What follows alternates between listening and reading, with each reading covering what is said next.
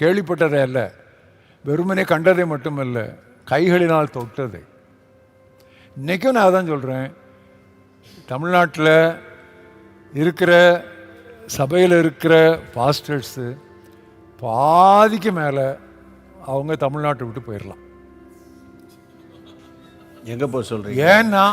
ஏன்னா வட மாநிலங்களில் மேய்ப்பன் இல்லாத ஆடுகள், இங்கே ஆடுகள் இல்லாத மேய்ப்பர்கள்.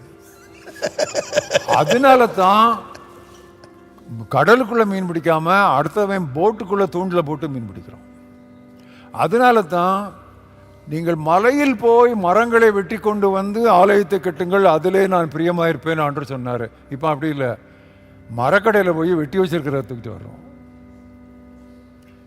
அதனால தான் ஒருத்தன் கட்டின சபையில் அப்படி லேசாக தட்டி தட்டி தட்டி ஒரு பிரிக்கை உருவுறோம், அதை நம்ம ஒன்று கட்டுறோம்.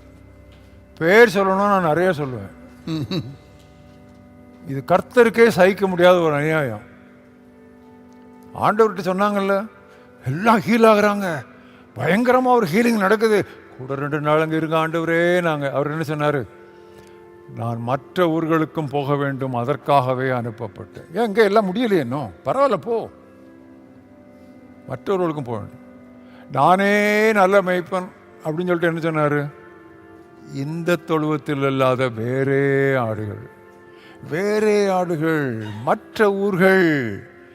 இதுதான் உண்மையான பாஸ்டருக்கே இந்த ஹார்ட் இருக்கணும். ஏன் மேய்ப்பன் இல்லாத ஆடுகள்னு சொன்னால், ஒரு ஆண்டவர் சொன்ன முதல் ஓமையை ஒரு மேய்ப்பன் தானே ஆட்டை தேடி போகிறான். சாரி, நான் அப்படியே மிஷனரி சேலஞ்சில் ப்ரீச் பண்ணுற மாதிரி போயிட்டேன். Sorry. Preach it, we need to listen to that.